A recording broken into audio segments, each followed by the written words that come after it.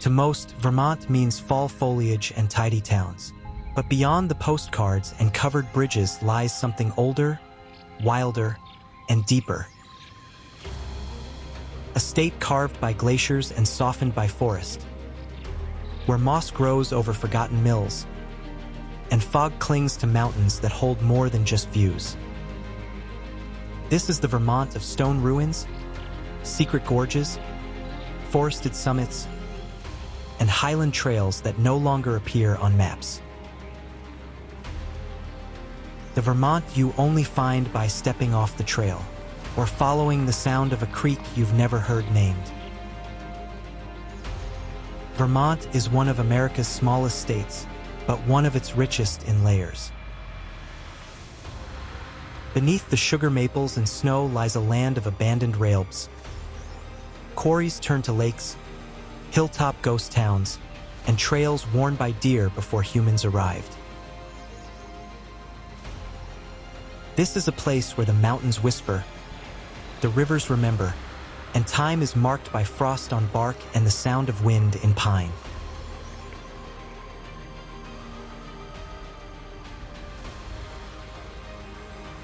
In unseen Vermont, we'll hike lost ridgelines, find towns erased by time, and walk through forests that still echo with the past. Because in Vermont, the wonder is not in what's shown. It's in what's quietly endured.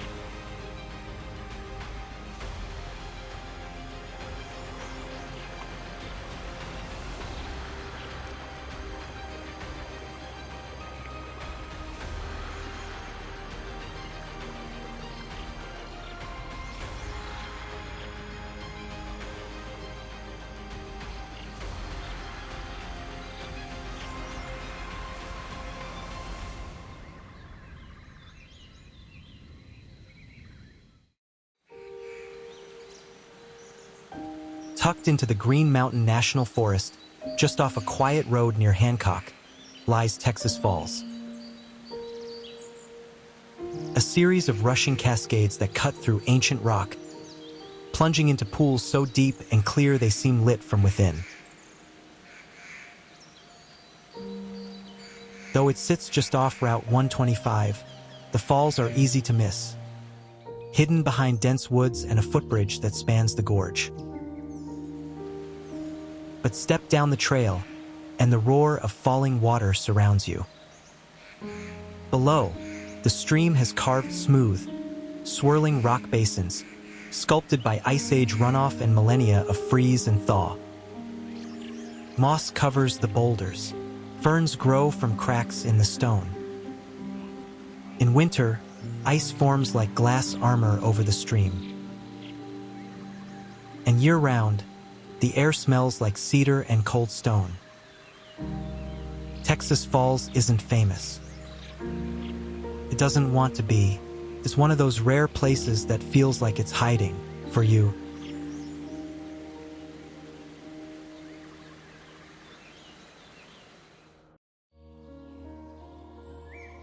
Just outside the town of Dorset, hidden behind trees and quiet backroads, lies a gleaming pool surrounded by stone, the Dorset Quarry, the first commercial marble quarry in the United States, dating back to the 1780s. Once used to build libraries, town halls, and gravestones across New England, the quarry was abandoned long ago.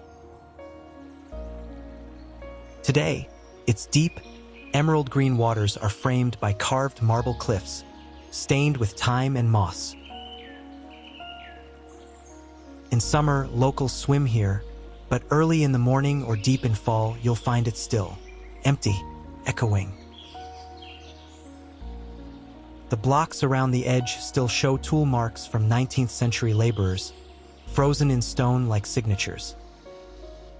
Trees now grow where carts once stood, and below the surface, 40 feet deep, the quarry continues, a mirror into forgotten depths.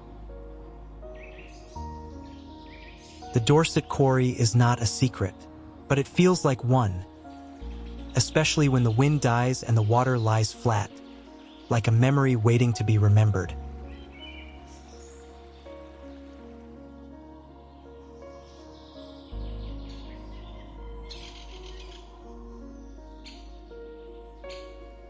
Rising over 4,000 feet in central Vermont, Mount Abraham, known locally as Mount Abe,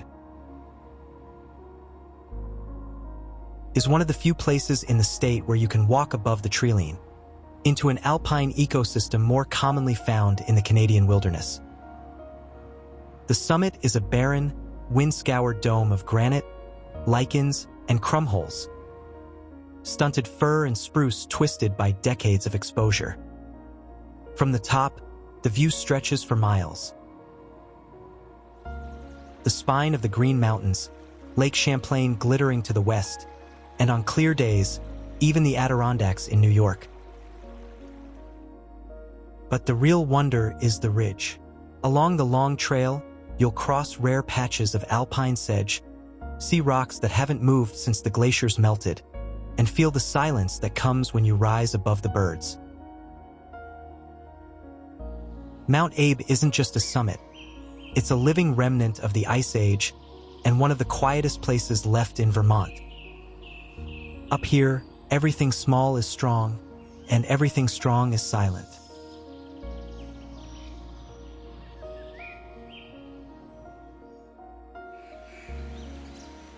Just off Route 100, tucked behind a thin stand of maples, lies one of Vermont's most ethereal waterfalls, Moss Glen Falls, not to be confused with its louder namesake near Stowe. Here, water spills over a 35-foot fan of dark rock, cascading in thin sheets across moss-covered ledges and into a shallow pool framed by ferns and fallen logs. It's not tall, it's not thunderous, but it's hypnotic, a slow-motion ballet of light, sound, and shade. The short trail to reach it winds through an old-growth ravine draped in moss and lichen, where tree roots grip rock and the air always feels cooler than it should.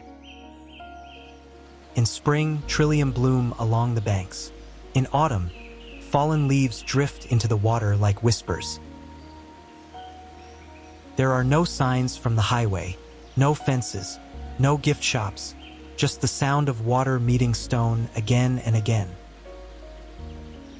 Moss Glen Falls isn't famous, but it's pure Vermont magic, hiding in plain sight. High in the hills of Groton State Forest, where the trees grow thicker and the trails fade fast, lie the remains of Ricker Basin, a once thriving logging village that's now a ghost town reclaimed by the forest. In the late 1800s, Ricker was a booming settlement, home to sawmills, boarding houses, and families who carved a life from timber and grit. But when the logging dried up, so did the town. Today, all that remains are stone foundations, mossy steps, and a haunting quiet. Walk the Ricker Pond Trail, and you'll pass through the bones of the village, buried cellars, chimney stacks, and paths that were once roads. Trees now grow where houses once stood, and everywhere, the forest whispers its takeover. Ricker Basin is not a museum. It's a slow erasure, a place where Vermont's past dissolves gently into root and rain, and that's what makes it unforgettable.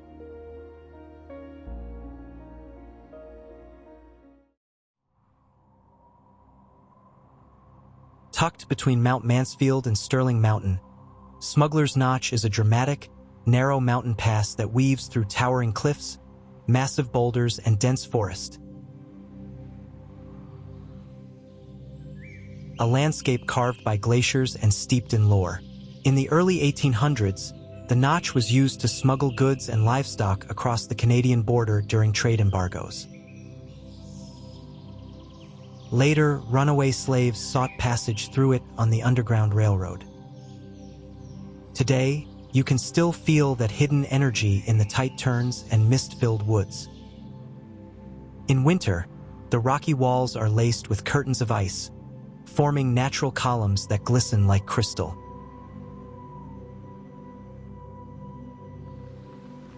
In summer and fall, the trail system reveals glacial caves, mossy stone corridors, and sheer cliff faces that seem to lean in.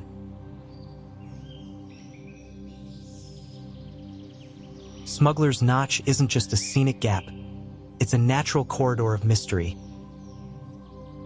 where history clings to stone and every bend feels like a secret waiting to be revealed.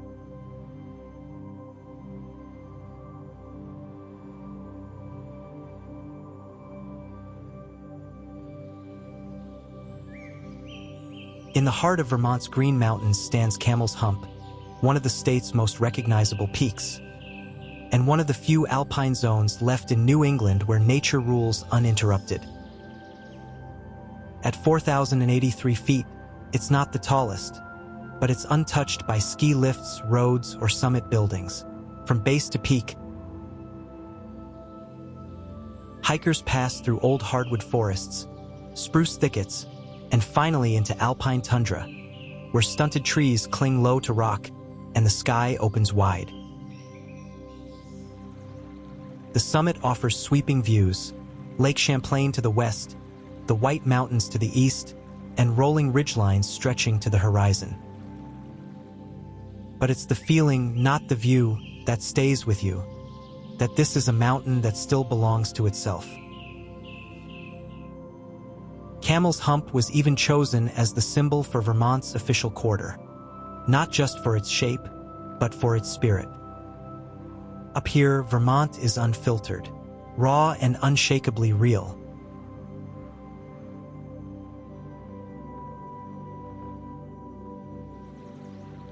Deep in the Northeast Kingdom, far from cities and cell signals, lies Moose Bog,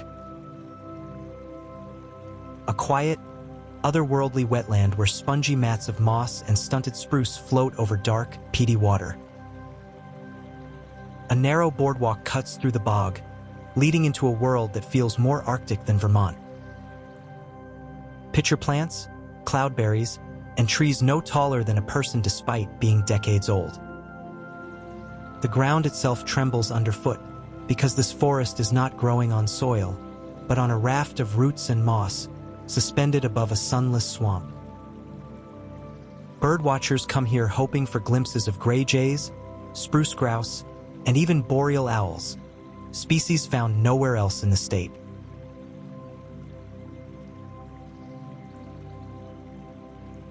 But most visitors leave remembering the silence, thick, insulating, and absolute.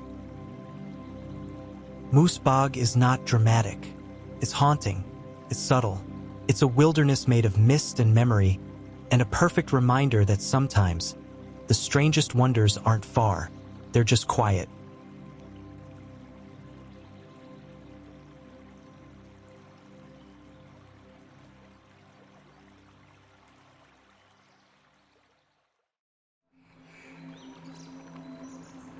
High above the glassy waters of Lake Willoughby, the cliffs of Mount Pisgah rise like the edge of another world, sheer, quiet, and breathtakingly vertical. From the overlook, the view stretches across a glacial lake so deep and narrow it's often compared to a fjord.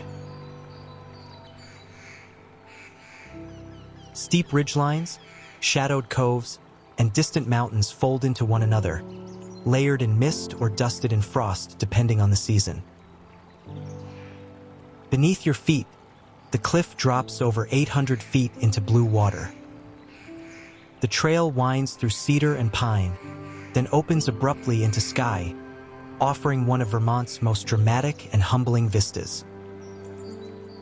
What makes it special isn't just the scale, it's the stillness. The way sound falls away, the way the lake doesn't move until the wind remembers it, and the way the entire scene feels suspended between land, water, and time.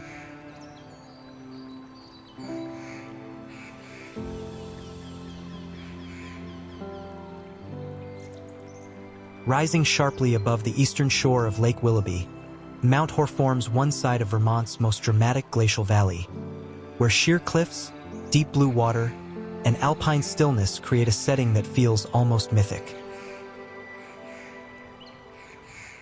From the summit trails Sweeping views reveal forests rippling out like waves, and the deep cut of the Willoughby Gap, the closest thing Vermont has to a fjord. Below, the lake shimmers in stillness, framed by Mount Pisgah on the opposite shore. The cliffs themselves are rich in history, once home to nesting peregrine falcons and now a quiet refuge for hikers who reach the top and fall silent at the view. Mount Hoard doesn't require explanation. It's a natural monument, carved by glaciers and softened by forest, and it speaks in vast, vertical sentences few other places in Vermont can match.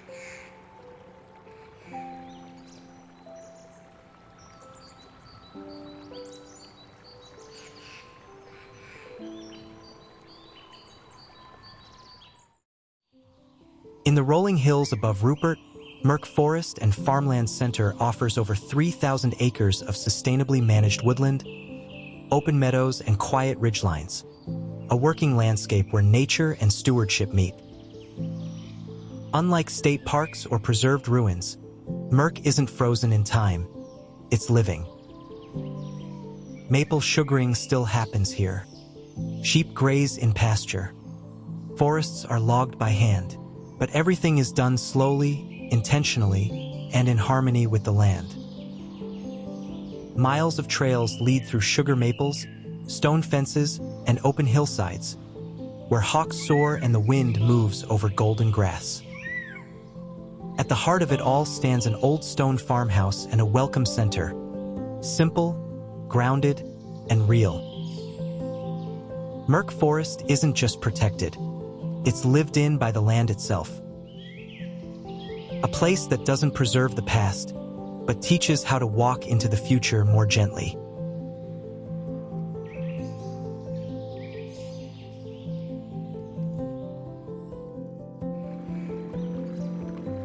Deep in the Green Mountains, far from any main road, lies Somerset Reservoir. A remote, high-elevation lake surrounded on all sides by dense forest, quiet hills, and the kind of stillness that doesn't exist elsewhere. Built in the early 20th century but long since reclaimed by nature, the reservoir is now a haven for loons, moose, and mist that rolls off the water at dawn. There are no homes, no marinas, and no crowds, just water, trees, and wind. From the shoreline or surrounding ridgelines, you'll see nothing but wilderness in every direction. In autumn, the color explodes over the lake. In winter, snow settles untouched across the frozen surface. And all year long, it feels like a place that's been waiting for centuries, just quietly existing. Somerset Reservoir isn't dramatic. It's complete. A rare stretch of untouched Vermont wilderness, framed by silence and water.